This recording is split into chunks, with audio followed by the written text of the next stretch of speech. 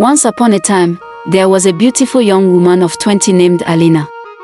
She was known as the hotel girl of the town. She led a carefree life, sleeping with men for money.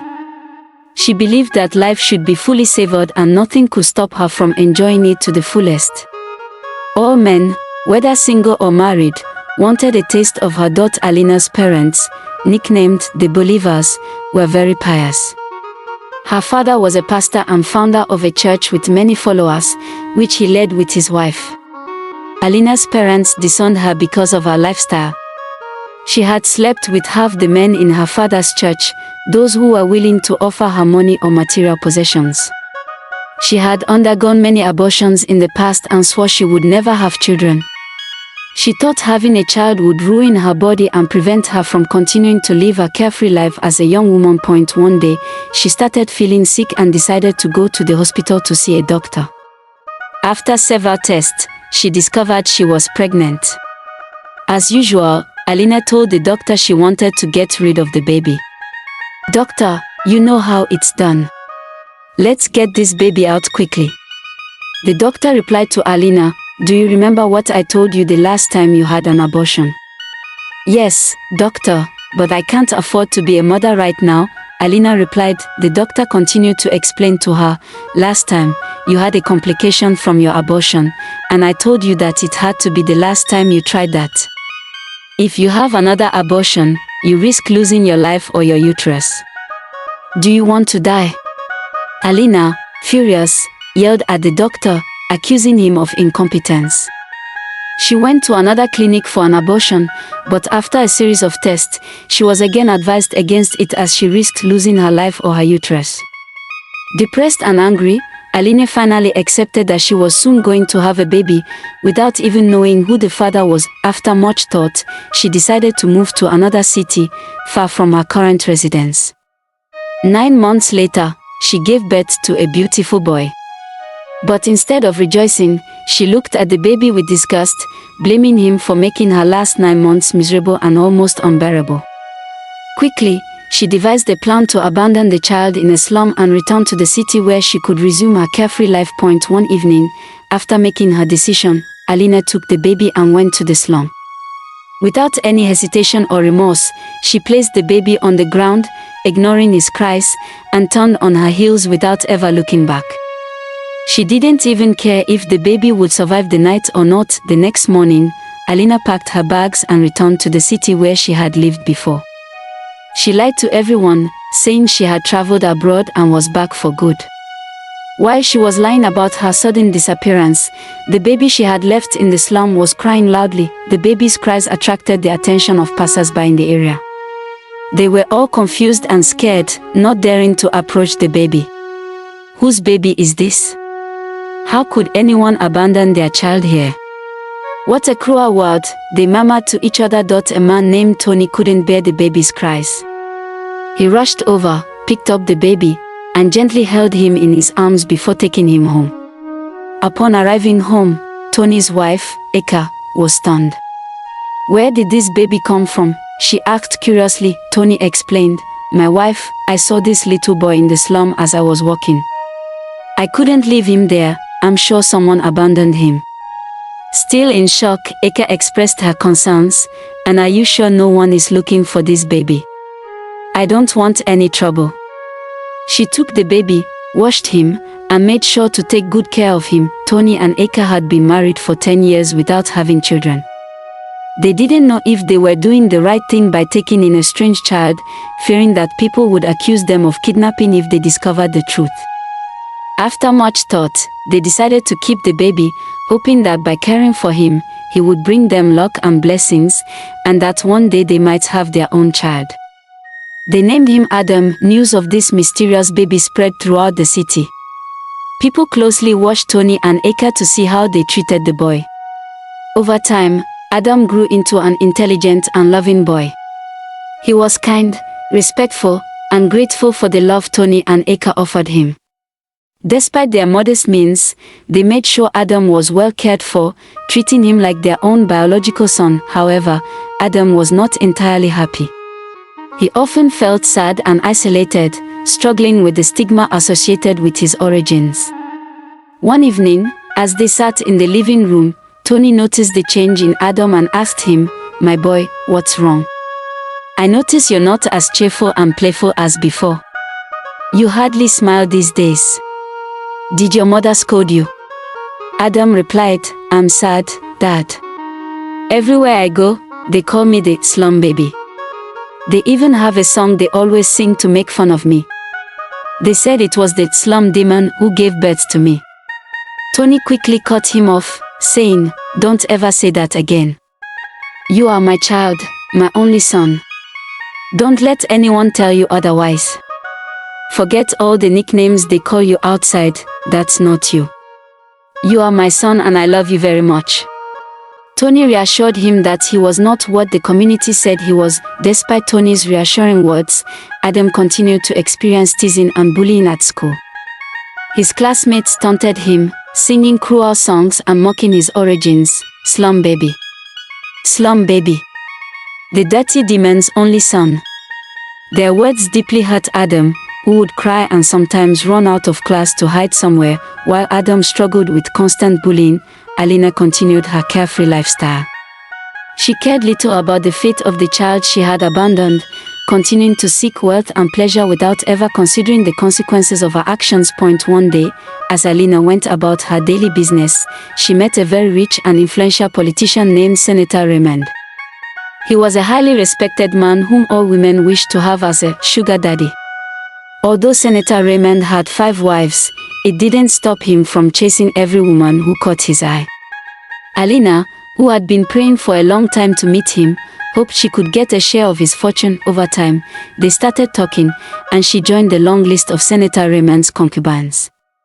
She hoped that one day she would finally become one of his legal wives and bear him children. Alina's standard of living rose, and on the street, her status became legendary as Senator Raymond did not fail to shower her with money. However, after years of a relationship, he refused to marry her. Alina, who was getting older, became increasingly desperate. She wanted to settle down and saw him as a ticket to securing her future. Despite all her efforts, she couldn't conceive a child with him. Alina became miserable and unhappy. Her inability to have a child plunged her into despair.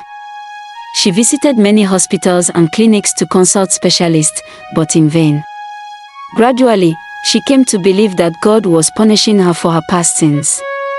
"Oh God, I know I've done so many bad things in the past. Please forgive me and grant me this one prayer, to have a child for Senator Raymond so I can become his wife." Alina prayed, her voice full of hope. While Alina ran around trying to find a solution to her fertility problem, Adam grew against all odds, proving his bullies wrong. He excelled in his studies and other aspects of his life, making his parents proud. He had just graduated from high school as the top student in his class and won a scholarship to study any discipline of his choice at university. He wasn't sure what he wanted to be in the future. All he had ever wanted was to be rich enough to help abandoned children and orphans, as he felt lucky to have been saved by his adoptive parents, Tony and Eka. One day, after pondering his future, he told his mother Eka, "Mom, I think I want to be a doctor. I want to save lives. I believe it's a profession I would enjoy my whole life." Eka was delighted and immediately shared the news with Tony. They couldn't have been prouder of their son. Although Adam was not their biological child, he had brought immense joy into their lives, and they thanked God for it. A few months later, fate played a trick on Alina. The little boy she had abandoned years ago chose to attend a prestigious university in the city where Alina lived. He knew that this school trained some of the best doctors in the country. He settled well into the school and began his journey to become a doctor. 4 years later, despite all her efforts, Alina's situation worsened. She remained childless and was approaching menopause. Happiness slowly left her world, and she became sad about her situation with Senator Raymond. She told herself, "I can't be this man's mistress forever. He'll find another woman and forget about me. I have to do everything to make him marry me. And if he died today, what would I gain after all these years with him? No matter what it cost me, I want to become the senator's wife and nothing else." If he spends so much on me as a concubine, imagine how much of his wealth I would have access to as a wife. After seeking advice on how to find a solution to her infertility, she learned about a powerful man in a neighboring town who helped people unable to have children. She quickly prepared and set off for that town, but fate struck. Alina was involved in a serious car accident that cost her driver his life and left her in a coma. Darkness enveloped her world as she found herself unconscious in a hospital bed. While in a coma, she began to see her baby's face and relive flashbacks of when she had abandoned him in the slum.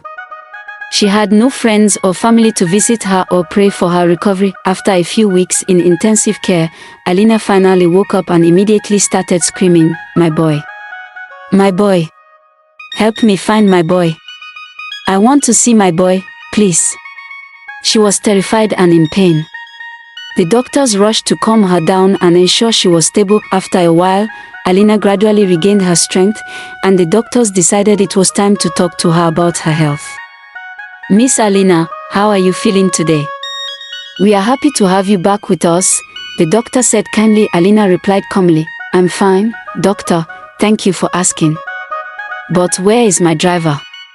Is he safe?" The doctor's expression changed, turning grim. "We are deeply sorry, Miss Alina. Your driver did not survive the accident. He died instantly." Alina's eyes filled with tears. She burst into sobs, consumed by grief. "Please calm down, Miss Alina. We wanted to ask you, do you have any family members we could talk to? We need to discuss some matters concerning your health, and we fear you may need the support of someone close." Alina, curious and worried, asked, "I have no family or friends. Am I going to die? I'm old enough to manage my emotions. Tell me what's happening to me. I need to know." Alina assured the doctor that she could face whatever they were going to tell her. "The accident affected your spine and your knees. We fear you may not be able to walk for the rest of your life," the doctor told Alina. Upon hearing this, she lost all control.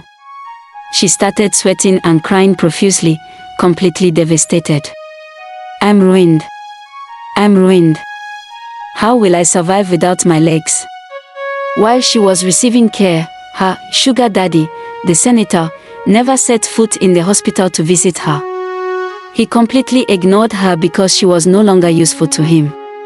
He moved on to the next available beautiful woman. After 3 months in the hospital, she was finally allowed to go home.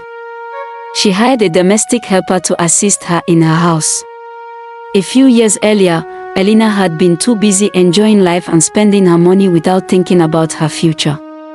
She was convinced she would marry a rich man and have a secure future. But now, her situation had placed her in an uncomfortable position. After repeatedly trying to contact Senator Raymond, she finally managed to get his attention. He sent her a message saying, "Alina, my dear, how are you? I heard about what happened to you recently, and I'm deeply sorry that I couldn't find the time to visit you. You know I'm a very busy man, that's why you couldn't reach me. This might be the last time you hear from me because you are no longer useful to me. I wish you a speedy recovery." Alina nearly went crazy. Her exit ticket had been pulled. The man she thought could offer her the world had moved on to another woman. She sank into deep thoughts day and night, regretting not having led a more civilized life. While Alina faced difficulties, her abandoned son Adam kept pushing boundaries. He had just finished his studies with flying colors and graduated as one of the best doctors. He was hired at one of the country's largest private hospitals. Tony and Eka never stopped thanking God since Adam entered their lives. They had always been happy, and things had gone from bad to better for them. They can now proudly call themselves the parents of a doctor. The people who used to call him slum baby now use his blessings and success in life as prayer points for themselves and their children. To ensure she wouldn't suffer for the rest of her life, Alina started looking for businesses to launch or ventures to invest in. She had saved some money while she was dating Senator Raymond. She decided to ask acquaintances for help. While Alina was on the phone with some people discussing investments, her domestic helper Tina was discreetly listening. Tina quickly put a plan in motion to scam Alina. She called her boyfriend, who is an internet scammer, and they devised the perfect plan. Tina found a way for her boyfriend to meet Alina and present his business ideas. After a few days of consideration, Alina decided to do business with him, and they proceeded to sign the documents to make the partnership official. 5 days after sealing the deal, while Alina was in the living room, Tina came to inform her that she needed to go to the market for some groceries. "Madam, I quickly want to go to the market to buy ingredients for dinner. Do you want me to do anything before I leave?" Alina replied calmly, "No, it's fine, but don't stay too long." "Why are you carrying a bag with you?" Tina smiled and replied, "It's nothing serious, I just want to drop off some of my clothes that I don't wear anymore to the beggars at the market." After that, Tina left and never returned. Alina became worried and thought, where did she go? I told her not to come back late. What's going on? I'm so hungry. The night passed and Tina still didn't return. Alina started to panic heavily. She didn't know who to call or what to do. She called the police, but they told her they couldn't file a missing person report for 48 hours. Alina had no idea her life was about to get worse. As she worried, she received a message from Tina. She was surprised, curious, and eager to know the content of the message. "Hello madam, I hope you are well. I am sending you this message to save you a lot of stress. I just want to inform you that I no longer work with you, and in case you didn't know, the man you invested in is my boyfriend, and we scammed you. All your money is gone. I heard about your desire to invest and I took advantage of it. Don't even bother looking for us because you will never find us. Have a good day, madam." Tina and her scammer boyfriend had left the country and settled abroad to enjoy all the money. Alina started to sweat. Another arrow had pierced her right through the heart. She was already dealing with her inability to walk, and now this. She began to think of ways to commit suicide, as she concluded she had nothing left in this world. A few months later, she was evicted from the apartment she occupied because she could no longer pay the rent. She had nowhere to go, no family or friends. To survive, Alina became a beggar on the street. She started sleeping in the slums where the foul smell became the only thing she breathed. One day, while begging on the street, Alina deliberately moved her wheelchair towards a moving car. She was tired of life and just wanted to die. Fortunately, the car was not going at full speed and stopped in time not to hit her. And guess what? The boy she had abandoned in the slum years ago was the man driving the car. Immediately after this incident, Adam began to panic. He was scared. He quickly rushed to make sure the woman he had almost run over with his car was alright. "Madam, are you okay? I hope I didn't hurt you," he said, tears streaming down his cheeks. Alina replied, "Why did you stop your car? You should have run me over and killed me. My life is miserable, I just want to die." He was even more worried and quickly took Alina to the hospital so she could be properly cared for. While Alina was resting, he couldn't stop thinking about what had happened. He pondered several reasons why Alina would want to commit suicide and thought to himself that he could have been in big trouble by killing her. After a while, Alina was better, and he told her, "Madam, how are you feeling? I hope you rested well." Alina reassured Adam that she was better and thanked him for taking care of her. Adam continued, "But madam, why would you want to kill yourself? Why do you think that's the solution to what you're going through?" Alina started to cry, unable to hide the truth. She began to tell him her story, talking about her journey and the events that led to the accident. Hearing everything Alina had to say, Adam was devastated. He felt a strange sense of familiarity. He began to connect the dots. The name of the city and the particular place where she said she had abandoned the baby was exactly where he had been found. He didn't want to jump to conclusions or make unnecessary assumptions, but he assured her that everything would be alright and that he would do his best to take care of her. He left Alina's room and went to his office, crying and telling himself, "If my assumptions are correct, this woman is my biological mother. I will never forgive her. I just can't." Adam quickly took action and performed a maternity test to confirm if she was indeed his biological mother. The result came back positive. Adam finally confirmed that Alina was his biological mother. He fell to his knees and let out a cry of despair. He had so many questions in his mind that he would have liked to ask her. Adam went back to his adoptive parents, Tony and Eka, to inform them of the incident that led to this sudden discovery. He also let them know that he was very, very angry and that all he felt for his mother was hatred. His parents understood how he felt and advised him to calm down. "My boy, you know we love you very much and we will always be there for you, but that doesn't change the fact that we are not your biological parents. Your mother will always be your mother. You must learn to forgive and forget. Look on the bright side, God has always found a way to bless you despite everything you've been through in life. Please forgive your mother and let peace reign." Adam thought long and hard about what his parents had told him and decided to forgive Alina. He knew that hatred would bring him nothing good. He decided to move on and focus on building a relationship with his mother. A few days later, he returned to the hospital to see Alina. He was eager to reveal to her that he was her son. Once at the hospital, after checking on Alina and seeing how she was doing, he handed her the test results and said, "Please take this and read the results, madam." Alina, curious, asked in a trembling voice, "Why? What is this about? Am I going to die?" Adam reassured her by saying it was good news but that she had to find out for herself. Alina carefully looked at the test results, her mind swirling. "Jesus, is this serious? Isn't that your name I see on these results? You are my son. Oh, my son is alive. Thank God, my son is alive," she cried. Alina's heart was filled with regret and sorrow, tears streaming down her cheeks as she begged for forgiveness. "I'm sorry, my son, I'm sorry. I didn't know better. I was young and foolish. Please find a place in your heart to forgive me." They both cried tears of joy. What a touching moment. As Adam reunited with his mother Alina and they had their first moment as mother and son, Adam and Alina began to rebuild their relationship gently but surely. Alina finally understood the true meaning of love and sacrifice. A few days later, Tony and Eka met Alina, and she couldn't stop thanking them for taking such good care of her son. Over time, Alina's health improved, and she dedicated herself to helping others. She created a charity to support abandoned children and orphans, hoping to prevent other children from experiencing what her son had gone through. Dear viewers, what lesson did you learn from this dramatic tale?